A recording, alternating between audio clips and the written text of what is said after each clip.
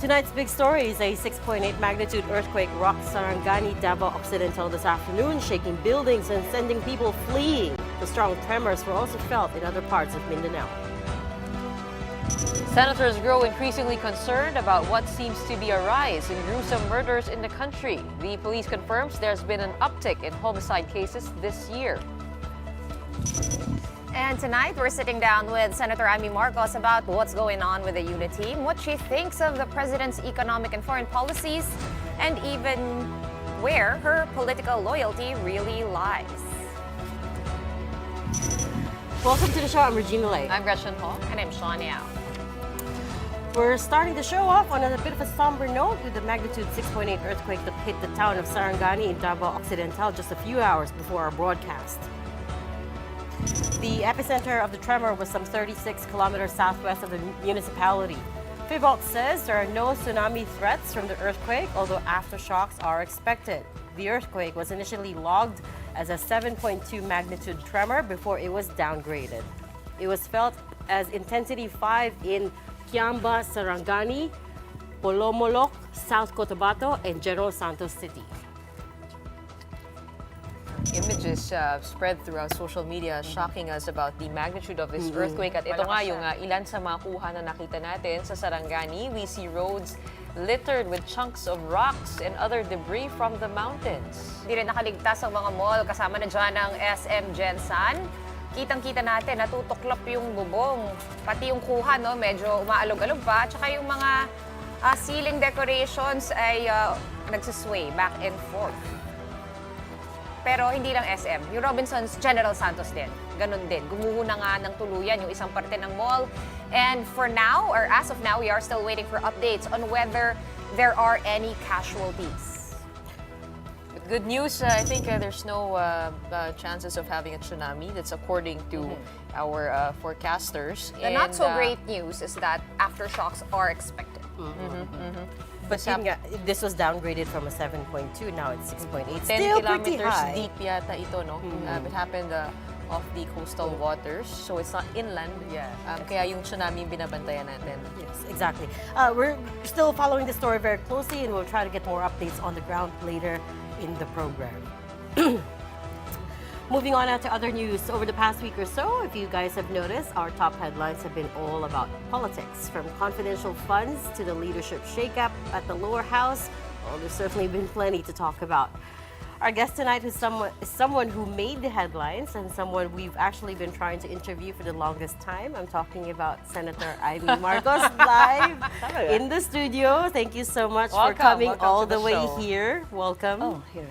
Here pala. Yes. Okay, thank you very much. I didn't realize you were trying to talk to me. Ganun ba? Matagal na. Hindi, busy. Medyo years na. Oh, ganon? Hindi pa ako nagpo-40 nung time na yun. Ha? Inaway-away kasi ako ng mga tao dito. Ganun ba? But first things first, belated happy birthday. Thank you, thank you. How was the party? I'm having this birthday marathon. Papakain ako all over the Philippines. All over the country. I mean, mukbang to the max. Ito Budol yung kami sa lahat ng palengke. Mga Enjoy may Ang spaghetti, saya-saya. may fried chicken, typical Pinoy. Nakita ko sa dyaryo. Saya, nakakaaliw. Sinong guest Kasi hindi ako masyadong mahilig sa party. Tamad ako sa sosyalan. Pero type na type ko magpakain. Kaya lahat ng palengke, andyan kanina Talavera. Diyan kami sa Nueva Ecija kanina. Bukas, Bulacan at saka QC. Enjoy You were in Ang Nueva saya-saya. Ecija kanina? Ha? You were in Nueva Ecija kanina? Yeah, San Jose and Talavera. And you came all the way back to Manila. We're so Yeah, I honored came back naman. to Manila. Wait, teka, Sen. So, do you Ay, celebrate tumakas birthday? lang ako sa totoo lang yan. Andun kami sa Senate, bunuan kami sa Pakain budget. kayo doon. Budget hearing. Budget delivery. Pakain kayo Yeah. doon. Ay, hindi pa. Actually, hindi pa. Sobrang daming pagkain dun eh.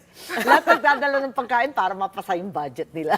Pero, ang totoo, kagabi, 6.5 hours yata ako nakasalang DSWD budget. Bakit wala po kayo sa US? Hindi kayo sumama? Ay, hindi ako masyadong sumasama doon kasi may trabaho sa Senado. So, anyway, enjoy naman. At yun, lamayan sa budget. So, masaya rin pag tumakas sa probinsya. Enjoy ako sa probinsya dahil matagal akong gobernador. So, for the longest time, 9 years, I was a governor. So, nasanay ko rampa ng rampa, ikot ng ikot. So, mas trip niyo yung local politics kaysa sa national? Yeah, well, oo, napaka-low level ko. Type na type ko yung barangay. Eto nakakapataang barangay Kesa t-shirt national. ever. Yung mga kamag-anak ko nagagalit sa akin, you're so retail. You should do wholesale politics. Sabi ko, nag-umpisa ako sa barangay. Ano pang gagawin? Talagang grassrooted. Sino nagsabi you're so retail? You're so retail. I'm so retail. Just do wholesale. Just go on air. I'm like, yeah, fine, okay. No, but it's true. There are a lot of politicians who are very, very good on television, and I think there's something to be said for air force and air attack. But ay masaya sa babae. At saka malalaman mo yung totoo. Nagbago ba yung buhay niyo na naging presidente si Bongbong Marcos? Para sa akin, hindi. Kasi hindi naman ako masyadong nasa palasyo. I still go to the Senate and I still do my work in Congress. Nakakaaliw lang kasi nasanay kami na 36 years na binabakbakan. Pero ngayon biglang lahat magiging loyalista daw. Wow. Okay na rin. I'd Okay. much rather be surrounded by friends than binabakbakan maya. Medyo mahirap ang buhay namin Pero yung mga sensitive ka nakaraang ba, dekada. Sensitive ka ba pagka binabakbakan kayo? Like, syempre tao lang, no? Nakakasakit ba? Or after a while, parang may kalyo ka na and dead man na lang? Well, I think, sabi nga ng nanay ko, binibiro namin yung nanay ko kasi 94 years old na siya. Nagtataka lahat paano nagtagal ng gano'n. Fully stressed ang buhay. Paano? Iba naman kasi ugali nun eh. She's, ano ba yun? To patol is human, to deadma is divine. Yan po ang turo Divine ninyo. siya. Divine talaga So siya. that's what you're following? That's what No, you're abiding by? siya lang yun, ano. Ibang level yun eh. Hindi mo mabait. naman yung- Awayin mo, Okay. hindi makikipag-away. kayo? Galitin mo. Syempre at a certain point, mahintang ulo ko. Pero siya hindi talaga. Wala. So, mas Wala lang sa kanya lang. Okay. Mas nagmana ka ba sa dad mo? Kasi recently you said, para akong tatay ko, I'm a true friend, di ba? Napaka-famous yan na quote mo from this week. It's been everywhere. So, in your opinion, kanino ka I don't know why it was such a big deal. Madalas kasi tinatanong, bakit sa haba ng panahon, dekada-dekada nang lumipas, may mga loyalista pa rin ang pamilya ko na handa talaga makipaglaban para sa amin. Lagi kong sinasabi, kasi yan ang turo ng tatay ko, may loyalista kami, kasi kami, loyalista. Yun eh. So, kung sino yung kaibigan mo o kasamahan mo sa trabaho, kaibigan hindi lamang sa personal, kundi kaibigan sa pagmamahal ng Pilipinas, kaibigan sa paniniwala na kailangan iwaksi ang kaguluhan, ang korupsyon, ang gutom. Talagang kaibigan tapat Pero sabi yun. niyo tungkol kay President Duterte na sa hirap at sa mas mahirap, sa mabibilang na ligaya at sang katutak na dusa, Tama. dadamayan niyo siya. Paano Tama ba kayo, naman, kasi paano ba kayo nasanay naging na kaming ganun ganun ka-close? Alam niyo, kasabay ko si Presidente Duterte sa Kongreso. Yung one and only term niya sa Kongreso, hindi talaga niya matiis yung Congress. Paupo-upo kami doon. Naiinip siya, ganun. Yun, minsan, na-meet ko siya doon. Tapos, over time, naniniwala ko that he was one of the rare breed that truly wanted to make a change. And I was one of the very early supporters in October of 2015. Hindi pa uso Duterte noon. Talagang winelcome ko siya sa Ilocos Norte kasi alam ko yung uri ng pagpapamahala niya sa Davao. Nakaka-idol nga, ang bilib na bilib kami. At naniniwala ko na may tapang siya at paninindigan na ipaglaban yung pagbabago Pero na may sinasabi. nagtatampo sa inyo kasi parang pinipili niyo raw yung friendship over blood. Hindi, pero ibang klaseng friendship yun. Sino nagtatampo? Yung mga loyalists Bakit niyo raw yung po nagagalit daw po. Kasi Bakit hindi ko naman winawaksi yung kapatid ko? Oo, yung kapatid. Pinsan niyo po, yung pinsan niyo po. Kapag iba na yung ginagawa, hindi tayo mapagbigay. Kasi kung nakakasama na sa Pilipinas, wala nang kaibigan na personal, wala nang kamag-anak, unahin natin ang mamayang Pilipino. Sila naman ang nagboto sa akin, sila nagpwesto sa akin. So, dapat yung loyalty mo, nangunguna talaga yung kabutihan ng Pinas. Alam mo, Sen, di ba lagi natin sinasabi, parang in politics, there are no permanent friends and enemies. Pero yung galaw nyo, taliwas dun eh. Parang ikaw, friends till the end. And you're saying Simplistic yung utak ko, yung magulong buhay. Gusto ko, kung sino yung kasama mo, yun na yun. Huwag na tayong palit-palit. Mahirap yun. So, Madali akong malito sa ganyan. but Basta okay. yung partido, dati KBL, o sige KBL na. Tapos nung sabi ni Bongbong, lipat tayo sa nasyonalista. Ako nasyonalista. Hanggang nasyonalista, tamad akong palipat-lipat. Naguguluhan ako sa ganun. Okay, but since we're talking Magulo about na yung partido, buhay namin. Enough na. you're credited with brokering Uniteam, right? So, a little... Siya matchmaker. Oo nga, di ba? You were... Ikaw rin daw yung credited- nagbuo Bongbong, at that point, the president had never met Tinday Sara or ever spoken to her to any great degree.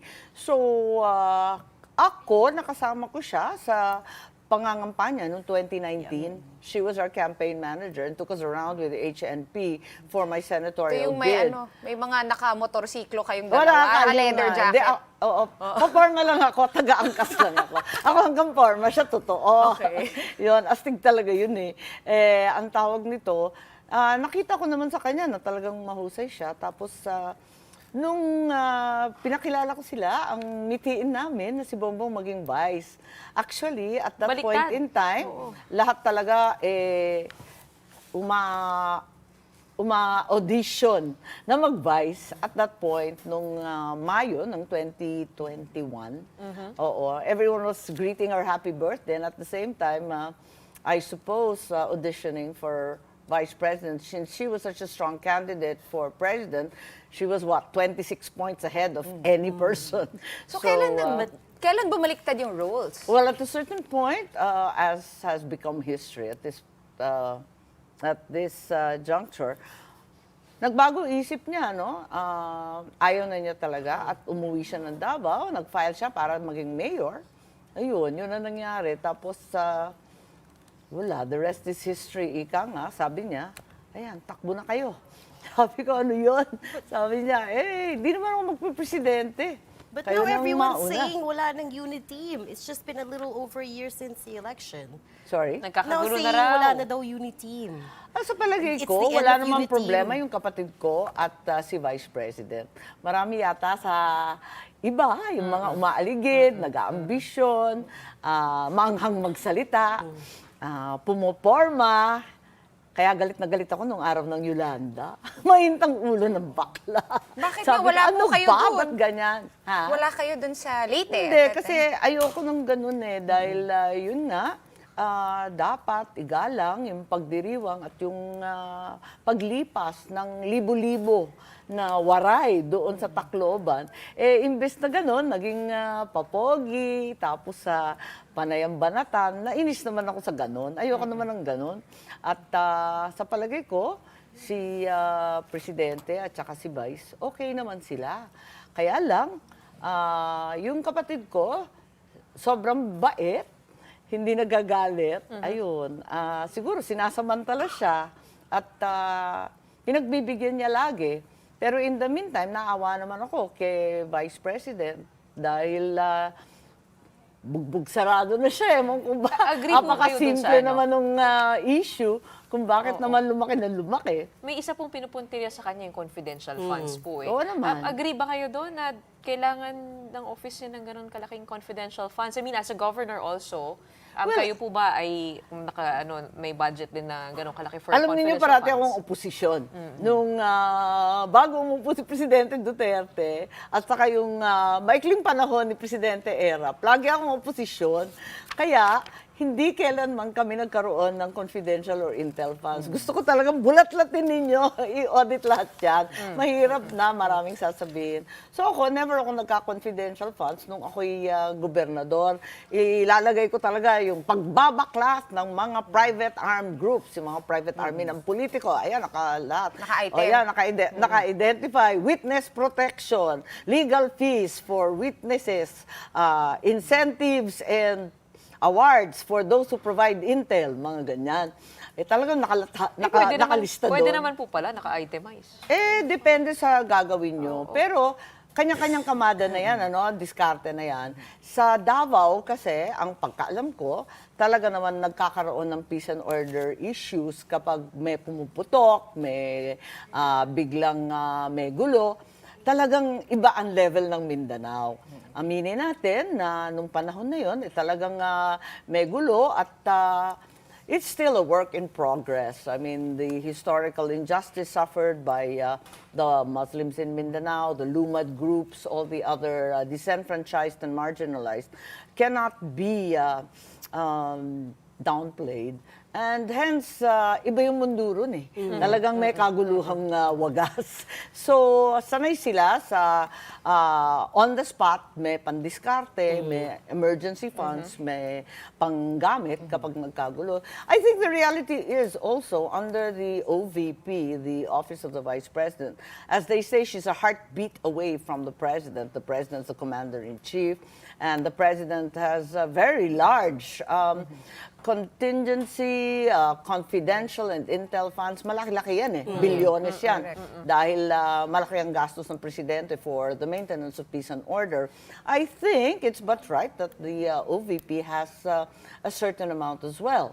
On top of that, we're also fully aware that the Vice President has the NTF-LCAC chairmanship. Siya rin ang bossing dyan. And then under the DepEd, there's a whole other set of discoveries with regard to the NPA schools, the massive recruitment among Lumad children, and so on and so on. So you agree na may ganon? Sa experience niyo po, ang tagal niyo na rin po nasa gobyerno, Senator. I'm not an meron ba apologist for the Vice President. I think she explains herself much better than I do. Pero yun ang realidad, yun ang pagkaintindi namin. I thought was reasonable. And so did the President. So he released contingency funds to her. Alright. Senator, kamusta naman kayo? You explained na sobrang okay naman, walang lamat between the Vice President and the President, your brother. Wala Kamusta naguguluhan pa. Ako talaga nalulungkot na talaga dyan eh. Nalulungkot na talaga ako na sinisira talaga yung magandang samahan ng Uniteam. At yun, ang masakit dyan, hindi lang yung pagkakaibigan, yung mahirap dyan, talaga hindi maganda para sa Pilipinas. Kasi mas matibay tayo kapag solid North, solid South, solid Pinas. Di matibay tayo, magandang takbo. Eto pa, hindi nga tayo makaahon-ahon dito sa pandemic, itong pandemonyo na pagkatagal-tagal. Kasi hindi pa kompleto yung trabaho. Marami pa tayong graduate na yung mga trabaho nila, food delivery pa rin, nakakatatong taon na. Tapos ang taas-taas ng presyo ng bigas, talaga naman, yung pagkain, pahirapan. Yung mga mambubukit, I mean, I can go on, no? The problems are there. And itong alitan sa politika, imbes na nagkakaisa, talagang imbes na talagang tutukan mo yung problema, impeachment, confidential funds. Naku naman, ba't naman tayo napunta riyan? Tapos sunod-sunod, kaya mahirap sabihin na aksidente, biglang may kaso na si Presidente Duterte, biglang pinapapunta na siya sa QC Court, tapos biglang may ICC. Ano ba to? Bakit sabay-sabay? Parang napapaisip ka, sino kaya nakikialam dito?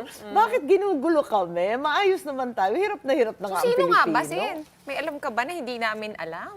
Siyempre, alam natin na maraming gumagalaw sa Pilipinas. Yung foreign affairs natin ngayon, biglang nag-pivot to the United States. Hindi kayo agree doon, di ba? Ang sa akin kasi, wag tayo nagpipivot-pivot, di ba? Ang mahalaga, pro-Filipino ka lang. Wala naman tayong kagalit. Ang Pilipino, small time lang tayo. Bakit naman tayo napunta dyan sa mga geopolitics na yan? So hindi kayo agree sa pag-pivot ng kapatid ninyo? No, I don't think he even sees it as a pivot. Paragay ko, kaibigan natin ang lahat. Wala naman tayong kaaway. Kumbaga, bakit tayo pinipilit na pumili ng isa laban sa kabila? Pareho naman natin kaibigan. At sa totoo lang, pareho natin kailangan. So I don't see why we should be used. We're treaty allies of the United States, but at the same time, are we prepared to be the battleground in the event of violence and the outbreak of war? On the other hand, are we also prepared to cut ties with China? This is rank foolishness. we need everyone. And we need to be friends with everyone. So the more, the merrier. Talaga, Wait, tama. wait. We're getting the signal to go for a break, but I wanted to tie neatly the last conversation we had, which is, so, to be clear, you think may Uniteam pa? May? Uniteam. Oo naman. Oo naman.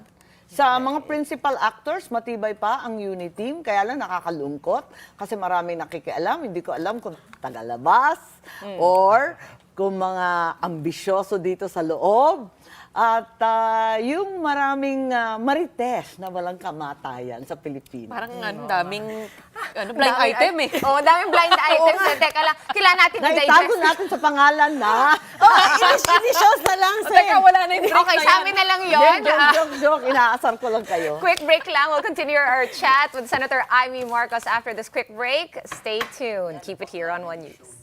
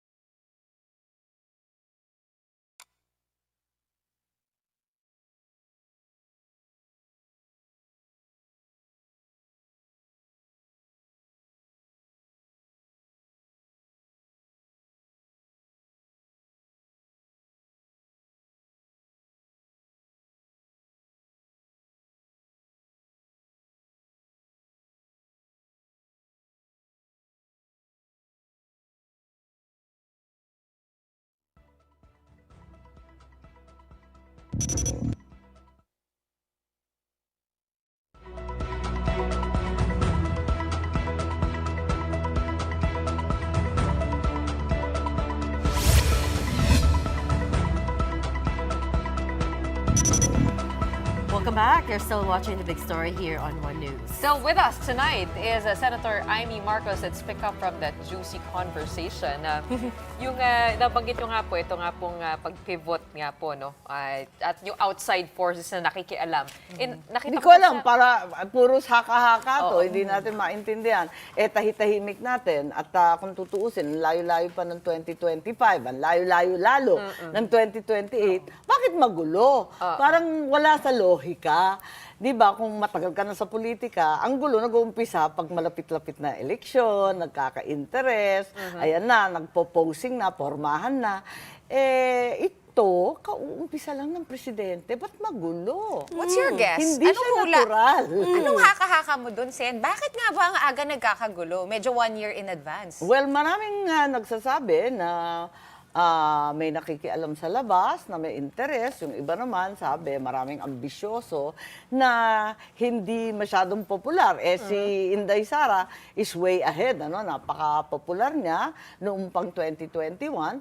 And yun, binabakbakan siya ng todo. Sino po Kawawa yun, naman. Sen? Sino yung hindi masyadong popular? Kilala ba No, natin? there are many candidates around, right, who are around, who would like to be president, perhaps vice president, and no one comes close to her popularity and her level of support. Speaking So, of... as a result, I mean, yun nga, sabi ko noon, nabibina yata to, di ba? Kung sino yung frontrunner, nauupakan ng Nauunahan. todo-todo. Hindi naman yata tama yun. Ang pinagtatakahan ko, bakit ganito kaaga? Ang sabi naman nila, kasi daw yung advice ng mga consultant na politician, dapat mag-start daw ng negative campaign, demolition job muna. Kasi nga napaka-popular, sirain mo muna. And after that, yung next phase, awareness na. Ayun, di iikot na. Pasikat naman, lalabas sa TV. Ayun na, yung mga Air Force na air power.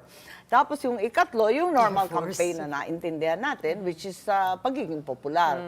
At pag-iikot, kamay-kamay, yan. Yung Even ganon. your name was dropped sabi ni Attorney Harry Roque, pwede raw, Sarah, Oh, Imee, yeah. E. Naniwala naman kayo kay Harry, sa pa. Loka-loka akong Hindi, kaibigan. we shouldn't believe him. Wala siyang alam. Hindi, ewan ko ba dyan? Pero hindi kayo bukas? Ako, tatakbo ako sa 2025 for re-election sa Senado. Marami akong pending bills. Higit sa lahat yung mga Lola bills ko. Ayun naman. Ano yung Love Lola na love bills? ko yung mga Lola bills. For Hindi, seniors? kasi meron akong di ba may centenarians? Centenarians. O, gusto ko sana na agahan yun. Kasi, 80 years old, that's when all the conditions and the comorbidities start appearing.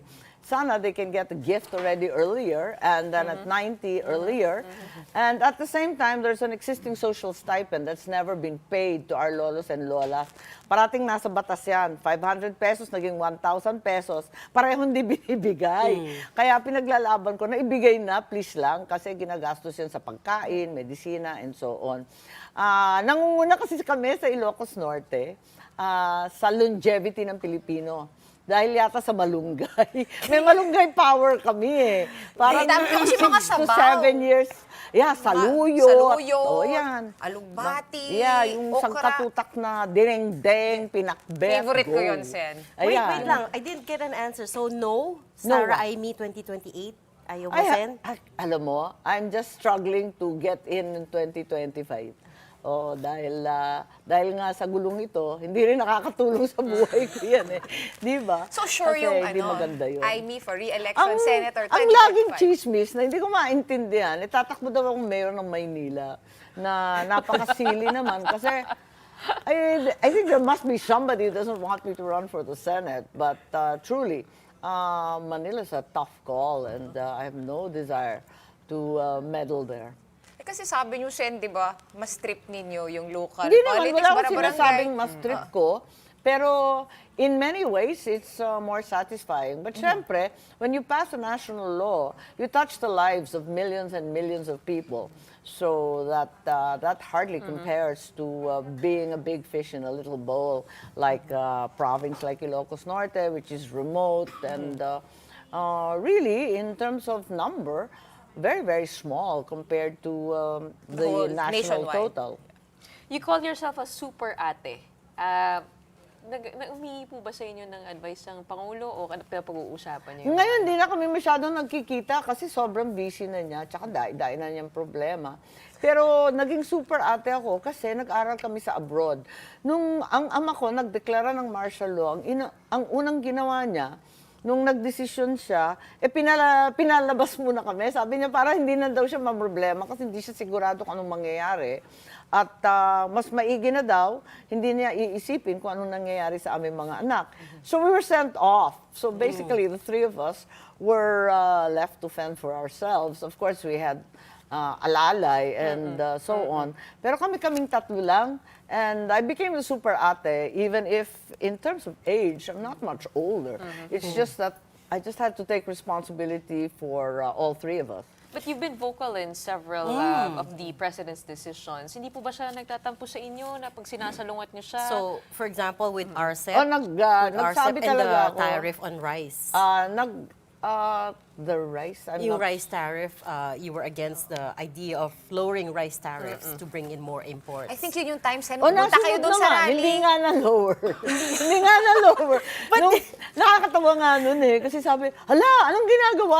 Ano daw ginagawa ko nandun sa kalsada? rally, oo. Sabi ko, nagdala raw ng pagkain sa mga magsasaka, mga barkado yung taga Pangasinan eh. Hindi ka nakikirally. Hindi ka nakikirally. Hindi, nagdala lang So, ng nagpakain food. ka Kasi lang? As usual. Nagpakain lang ako doon. Nagbitbit lang ako. Tapos binibiro ko nga sila. Sabi na, bakit ganito yung pagkain? Bakit sandwich? Kasi, sinabi nga ninyo, mahal ang bigas. Eh di walang kanin. So, tinapay na lang? Nakakatawa, tinapay lang. Nutriban, magdusa kayo dyan. Tapos, nung hapon, nag-announce na hindi na magtataas ng, Correct. hindi na Tariff. magbabagsak ng Oh, rice tariff. tariff. Kasi at that point in time, umpisa pa lang ng ani.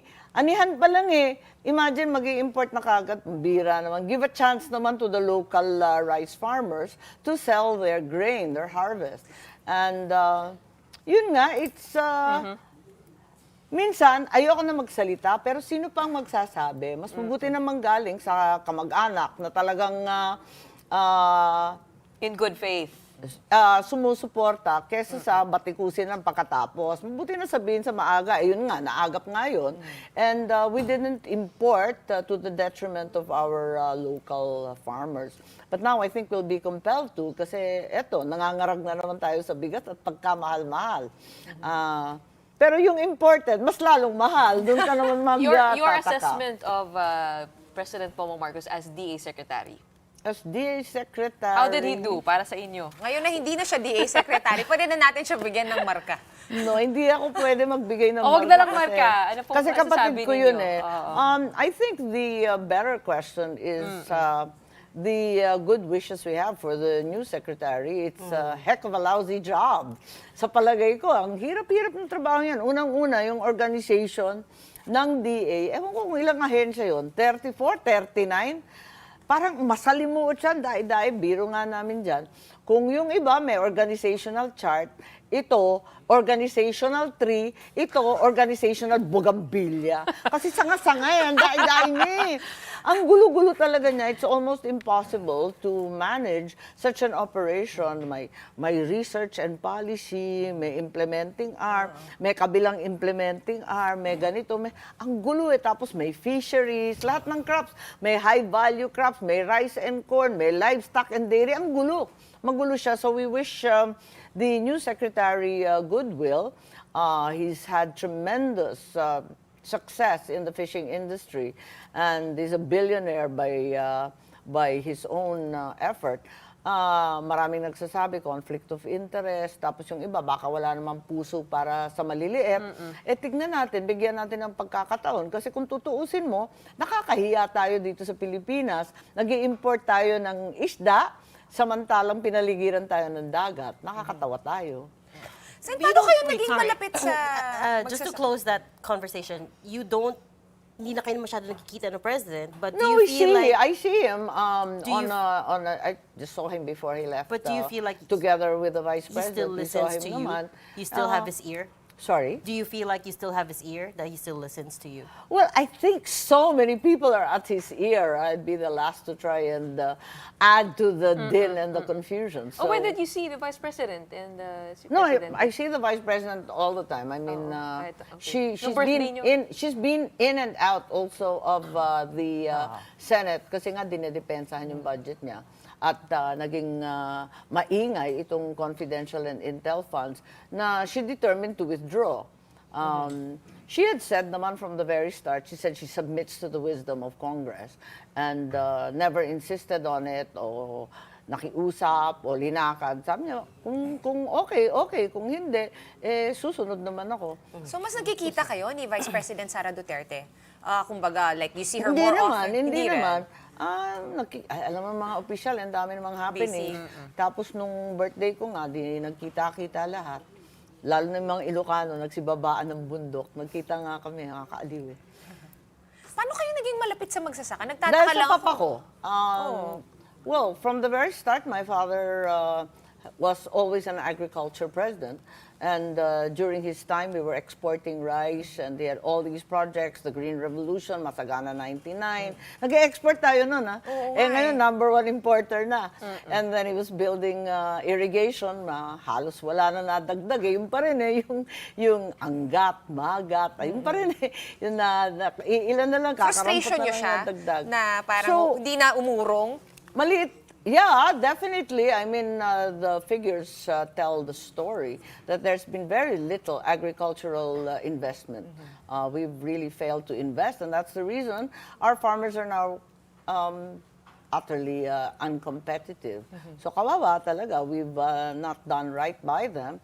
And my job was always to trace basic commodities, particularly the price of rice. So in my father's mind, rice had to remain at 8 pesos per ganta forever. Parang nakatakda na yun na talagang ilagay mo sa bato na talaga yan ang presyo niya na hindi na We're tataas. so far Pagpapanik from na yan, that. pag umapak na yun ng 10 piso, nagwawala na yan, tatawag na sa Isabela, tatawag na sa Camarines, kung saan-saan na nagtatawag yun para maghanap ng bigas. So, in your position now, Sen, may mga plano ka ba? Maybe some bill, some legislation, that kind of stuff. Your own ideas on how Yes, to help? umutak nga yung aking Yan yung ang dami-dami kong The bill, bills. nakakaloka nga. Hindi ko, wala akong magawa. Talagang, And how do we dami-dami. improve agriculture?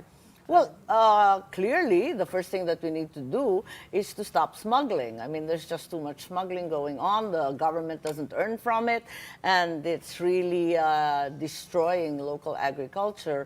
And then, of course, let us determine to buy local before we have this knee-jerk reaction of simply importing whatever is lacking. Nag-umpisa sa sibuyas na malaginto ang presyo noong nakaraang taon. Tapos yung asukal, ngayon yung bigas. Import na lang tayo ng import. Isipin naman natin, may nasisimot pa di ba, nung nagkaroon ng ASF, meron pang malilinis noon, nung time na yon sa General Santos, di ba, sa Bukidnon. Ang dami pa naman na hindi nagkakasakit. Ano ba naman, tulungan na lang yung mga hog raisers na dalhin sa Maynila, pero hindi nangyari. Things like that, we should prioritize local above all. Kasama ba doon, Sen, And that, yung... actually, dapat imbis na yung mga bodega raid na lihitimo at mga smuggler, labo-labo, riniraid, sino ba ang nakukulong? Ang tanong ko. Baka naman pang-picture, pang-pogi. Wag naman ganon. Marami. Sen, Dapat nabanggit daw niyo yung na wrong reads. Oo nga, yung mga Dapat malabugan. ituloy yun. Ilan ba talaga nakulong? Sino ba naparusahan sa hinaba-haba ng panahon? Ayan din ang tanong namin. Yeah, Kasi we reported on that, pero talaga? hindi pala siya Asa smuggler. Sabi nila, may binigay sa amin na listahan, isa yata o dalawa, sa dinami-dami. At higit sa lahat, hindi naman nagkulang ang media dyan. Pati address, pati pangalan, pati yung corporation. Naku naman, We feel that's going to bad. be the shortest investigation. Oo, Tawan-tawa kami. Kumpleto na nga yung datos. Ginawa na lahat ng congressman, ginawa na ng Senado, katakot-takot na investigasyon at expose ng media. Ano pang inaantay? Now na! What about yung nabanggit nyo, Sen, no, na parang malabuganvilya na nga yung mga org chart, flow chart, yung mga attached agencies ng Agriculture Department. May mga balak ba kayo na para i-decongest yun at gawing, mas simple? Yes, I had a word with Secretary Laurel and syempre corporate siya Isang tingin pa lang niya, ano ito? Kaya sigurado ako masisimplify yan at saka yung mga non-performing, overlapping, aayusin yun. So malaki ang pag-asa ko na gagampanan niya yung papel niya. In the meantime, hindi pa siya nako-confirm, kaya hindi pa full speed. Kailangan ma-confirm kasi siya ng Commission on Appointments. Di pa kami nagmi-meeting dahil babad pa kami sa budget. The priority in the legislature is always passing the budget first. And that's the first act of Congress talaga Kayo po After that, palagay ko yung ibang mga departments, talagang sunod-sunod na. Kayo po part ng Committee on Foreign Affairs. I'm not a part. She's I'm the the chair. chairman Chair. for Foreign Affairs. But just your thoughts on what's happening at the West Philippine Sea. Kasi meron po ako nakita kanina sa isang interview na sabi po niyo daw, I do trust China and that is because they've never invaded Philippine shores. That's long time ago. I've been saying that all the time. It's just a fact. Pag tinignan natin ang history natin, pinakialaman tayo ng Europeo, British, ng Spanish, pinakialaman din tayo ng Hapon, ng Amerikano. Ang daming lumusob sa Pilipinas, kawawa tayo. Do you We're still a very think- colonized people. Wala sa listahan ng incheck. So, palagay ko, historically, they really have no interest in occupying the Philippines or taking over or invading. So, kahit ano pang kapikunan na nangyayari sa West Philippine Sea, sa palagay ko, there's always room to talk. At the end of the day, we've had centuries of peaceful coexistence, very profitable trade relations, and friendship with China. And our relations with China are not contained simply in the incidents in the West Philippine Sea. So you think Higit we sa should- lahat, baka mahuli tayo, maiiwan tayo sa kangkungan. At nagbo-bromance na ang Xi Jinping at si Joe Presidente Biden. Biden. There's been a major de-escalation in the very tense rivalry between the two superpowers. Tayo, maanghang pa rin. Banat ng banat. Mamaya, pag sinabi natin sugod, hindi pala tayo sasabayan ng kaalyado natin. Kaya, imbes na mainit ang ulo, kahit talagang mainit ang ulo natin lahat, ang mabuti siguro, take down the verbal pyrotechnics and just start talking carefully and constantly with the Chinese, as well as the Americans, as well as, most importantly, our allies. Kasi maraming example na napakaganda, tignan mo yung Vietnam. Di ba? Nagagalit rin sila kasi inaokupahan din yung dagat nila ng inchik, pero sinasamantala nila, ang dami-dami lang negosyo. Lahat ng lumabas ng China, napunta sa Vietnam halos eh. Tayo, yung mga lumipat out of China due to logistics and supply chain issues following COVID, we got very little. We still haven't got very much. Ganon din yung Indonesia. Kompleto sekados na yung Indonesia. They got a bullet train, they got mining, they got raw earth concessions. Ano ba nangyayari sa atin? Pahina naman natin. But actually, that's what the president is meeting with Xi Jinping at the sidelines of APEC Summit, either tonight, today, or tomorrow. Yes, but I'm saying this is what's been happening in the past few years. Sila But it's a tapos good na step. Maandar na yung tren Nainggit ako miski yung Laos It's and a good Cambodia step at least that they're talking. Isipin mo, yung Mindanao train, ang tagal ng pinag-uusapan, boy pa yung papa ko. Tapos yung North Trail para sa Ilocos. Ang tagal kaya, siyam kaya nalalawigan ang tinatahak namin para makauwi. Na-scrap na Ang yung layo Mindanao kaya. Railway, diba? So, these are the things that I feel we're really losing out. And we shouldn't be compelled to choose between one superpower or the other to the disadvantage of the Filipino people. Does the president share that kind of viewpoint in terms of, being friendly with everyone? And do you think parang I think baka he said that. misconstrue lang I think siya? he said that time and again, that we should be friends to all, enemies to none. But malamang naiipit yun at yung ibang nasa defense establishment, ang Coast Guard, ang mga binibitaw na salita, talagang malala. So you don't agree with that? Na, ano? Na medyo palaban ng ating Coast Guard pagdating sa Well, sitwasyon sa dapat West Philippine ipagtanggol Sea? natin ang teritoryo natin, yung atin ay atin.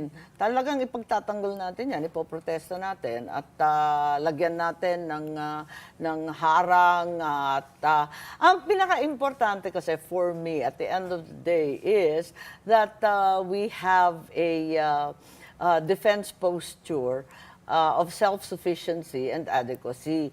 Nakakatawa naman tayo, pag nakita mo yung mga film, di nakakaawa, parang ang laki-laki ng Yung barko ng bangka. Tapos yung sa atin, bangka, na lumulutang, kawawa naman sundalo But natin. isn't that- Walang dala kundi tapang. Hindi po ba yun yung dahilan kaya rin tayo, kumbaga, nakikipag-alyado sa Estados Unidos para kahit paano to beef up our defense? Yes, and other that's allies right. in the region. And I think that's always a good fallback. We have friends, the Japanese, we have friends, the Australians, we have friends in ASEAN, most importantly.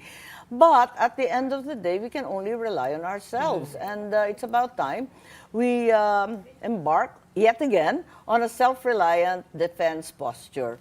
Wala kang maaasahan kasi paano man nang patakbuhin yung mga Amerikano? Dami-dami ng gera. Andyan na yung Ukraine, andyan yung Israel-Gaza, may Syria pa, pumapasok pa yung Lebanon, may Taiwan pa. Ang dami na nilang completely problema, stretched, bubwisitin pa natin. Dapat tayo rin, magpalakas din tayo. And I think that's part of the issue now with the military because there's a real shift from internal insurgency problems to external territorial threats. So, malaking mind shift yan, ano? And that will also affect its budget. They'll have to start acquiring drones and missiles and frigates So medyo and all tama these po things. na na-realign yung confidential intelligence funds to security agencies. Because Well, there's a shift already. It's not finished yet. So it's still pending in the Senate, and I'm hopeful that we will, in fact, be able to beef up our military position so that it's a credible defense position. Sorry, Sen, we're getting the signal that we're running out of time, but I wanted to very quickly squeeze in this question, which is, have you had a chance to speak with former President Arroyo?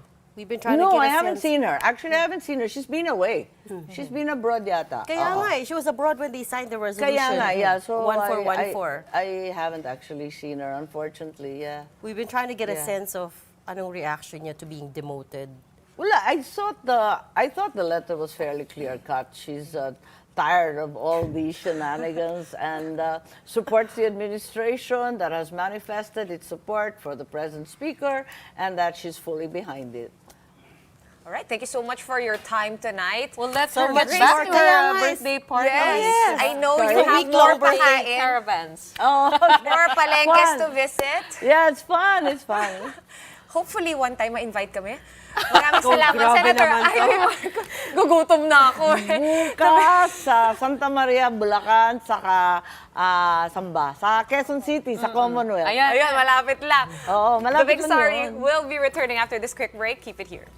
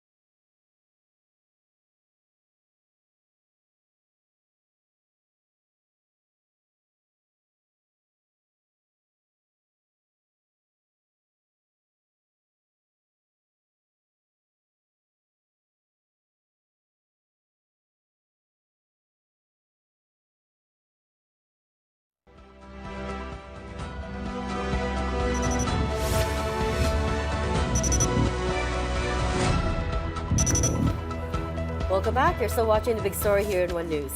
Circling back to our top story for today, the magnitude 6.8 tremor that hit Mindanao this afternoon. Let's try to get more information on that from the ground. We have on the line Dr. Bong Lacera, General Santos City Disaster Risk Reduction Management Office Head. Good evening, sir. Yes po. Good evening po, ma'am. Ay, Sir Bong, kamusta naman po ang sitwasyon dyan ngayon at nakakaramdam po ba kayo ng aftershocks at iilan na po ba? Well, so far po, no, magmula po nung bandang a little after 4 o'clock kanina, na nakaramdam po kami ng major shock, ano po. Dahil po dun sa reported earlier na magnitude 7.2 earthquake, wala naman pong naitala po, naramdaman kami na aftershock po, after po nun. Alright, Sir Bong, tanong ko lang, no, alam ko, mayat-maya nagkakaroon naman talaga ng lindol in that area, pero medyo malakas kasi ito. Kamusta naman po yung Opo. disaster preparedness nyo dyan sa Sarangani, pati na rin sa surrounding area sa Gensan? Well, nakatulong po, no, yun pong periodic natin na paggawa ng mga earthquake drill, no, dito po sa ating lugar.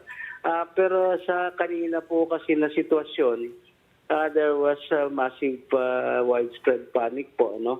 Dahil po, hindi dahil dun sa lindol, talaga naman pong malakas na naramdaman namin, kundi po dun po sa mga sa panic brought about. Sa panic? Oo. Opo. Kasi nakita po namin yung mga images po ng mga building na nawasak, katulad ng yung isang mall po dyan sa Gensan. How big is the extent of the damage that you've assessed so far? Parang Sir Bong, naputol hello. Parang yata may si Sir narinig Bong. akong nag-click na phone. Baka Andyan po naputol. pa. It's Naputol, okay. oo. Yun nga, yung tatanong ko pa lang kung kamusta yung That's, linya ng mga worrisome kuryente. Kasi mukhang mahina yung signal, right? Mukhang some lines might be down. Okay, we'll wait for some advice whether or not we can get Sir Bong of the DRRMC back on the line. But ayun nga, in case you missed it, alam niyo kanina nag-message, may kabarkada kasi ako, pero sa Davao City siya nakatira. Sabi niya, guys, ang lakas ng lindol, 6.9. The images, right? Sir Bong. Yes po. Ayun, Yes, ayun. po ulit. Sir Bong, nagpanik kami, bigla kayong naputol. Tatanong pa lang po Oo namin. nga, Nagpanik kami pa. Andito pa po ako. Okay. Oh, so may linya ng telepono. Alright, so may I guess internet. maayos po ang signal. Kamusta naman po Opo, yung opo. tubig, kuryente, basic goods? May mga kailangan bang i-evacuate? Okay. So tulad po ng sinasabi ko, ano po, ngayon unti-unti na po nanunumbalik, na-restore na rin po yung power dito sa General Santos. In some areas, meron lang pong areas na hindi pa po, pero mostly, in most areas of the city, na-restore na po yung power. Water naman po is not affected. Yung yun lang, kasi kanina, the earthquake happened, yung ground shaking happened during office hours. So, pati po yung may pasok. So, yun po naging worry namin, yung panic na nangyari, especially na may klase. Po. So, that brought about yung marami po nadala sa hospital because of hyperventilation. And then, pero sa ngayon po, as of now, wala naman po kaming reported na major damage or all roads naman po are passable in General Santos. Yung malls po na nakikita po natin sa social media, yun po yung major damage lang. Ano po yung ibang naapektuhan ng malala nitong lindol? Well, wala po kaming mga major structural damage. Yung pong nakikita natin, mostly yung pong mga facade, yung mga Kisame, no? tawag po nito. Oo. Hello? Ceiling. Yes. Yes po, yung ceiling, yung mga glass partitions, as well as glass walls po ng mga malls. Oh, nakikita ko nga, movie world. Bale, ang sinasabi ninyo, Sir Bong, kumbaga, hindi siya actual structural damage. Medyo yung mga, kumbaga, kisame, yung mga glass, syempre sa mga tindahan, yung mga tempered glass nagsibasagan. Ganun po ba? Correct po. Correct po. Yun po yung mga na-observe namin kanina. Yung thorough po na inspection po will happen tomorrow morning kasi inabot na rin po kami ng gabi at meron nga pong banta ng aftershock. Kaya hindi po natin na-mobilize yung assessment team. But tomorrow at 8 a.m. we will be assembling the assessment team. This will be composed of personnel from the City Engineer's Office, the Bureau of Fire, the DREAMO, of course, and then the OBO together with the ASEP, yung sa structural engineers po. We will be conducting a more thorough assessment of all facilities po sa General Santos. And that's the time we could say na kung pwede pa po bang i-occupy yung mga buildings or not. What about residences, Doc Bong? Have there been any residents that complained that, yung houses nila baka gumiba or yung ceiling nahulog? Have there been such calls to your office or Well, to the... we have not received any report of such incidents, ma'am, but probably tomorrow we will be getting such reports, no? Pero as of now po talaga, we will be prioritizing po yung mga schools, hospitals na may mga reported damage po for evaluation po of their structural stability. Okay, Doc Bong, ano pong panawagan po natin at may mga pangangailangan po ba kayo dyan? Siyempre, ito nga po, binabantayan po natin yung aftershocks. What is your advice for residents there? Well, oo nga po.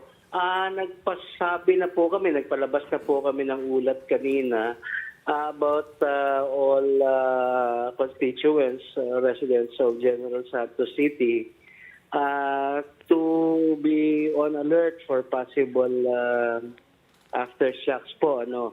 And then, yun nga po, this is quite strong. At mga sinasabi nga po, lalong-lalo na ng mga millennials natin, na this is the first time that they have felt such an strong earthquake. Kailangan po talagang paigtingin natin yung kahandaan ng ating mga fasilidad para po, just in case this happens again, we will be more ready for such an event. Okay, Sir Bong, Doc Bong, wait, sorry. Last question. May pasok po ba bukas para naman dun sa mga Gen Z? Para po? Sa mga Gen Z. Okay. Pwede po namang pumasok pagka dineclare po ng assessment team na stable naman po yung structure ng kanilang gusali. So it will depend now on the assessment that will be conducted tomorrow. Okay. Maraming salamat sa oras niyo tonight. At good luck sa assessment bukas. General Santos City DRRMO Head, Dr. Bong Dasera on the line. Thank you, Sir Bong. Okay, may oras pa tayo para sa ating big picture for tonight. Last night, nakausap natin si Sir Norman kasi nga, ayan na, si Miss Michelle D, ang ating Miss Universe bet for 2023. Suot ang kanyang national costume for the competition. If you didn't know, some trivia is that Michelle is an Air Force reservist who chose to fly high with her aviation-inspired number. Keep soaring and good luck, Michelle. Again, the Miss Universe Coronation Night will be on Sunday, Manila time. a good reminder, it is a Friday tonight, right? It is a Friday today. Dalawang tulog na lang, Miss Universe Therefore, na. we should fly. Hi. Ano yung connection? Sige, Ano yung tapusin. connection sa picture? To support her on Sunday. okay. Ikaw naman. No, I was just gonna point out that on social media, medyo Oo. mixed yung reviews over her national costume. No, A but lot of I- people didn't get it. A lot of people loved it. I guess kasi hindi siya masyadong national costume, parang costume lang. I Is think that what I think she took Yeah. a risk. Oo nga. And there will be people who won't like it, and there Well, will we'll be see. people who will love it. One thing is for sure, she looks awesome and gorgeous. And good luck, Michelle, on Sunday. But that's it for the show on this Friday night. So please do enjoy your weekend. We are One News, all sides, all the time. Thanks for tuning in. Have a good night.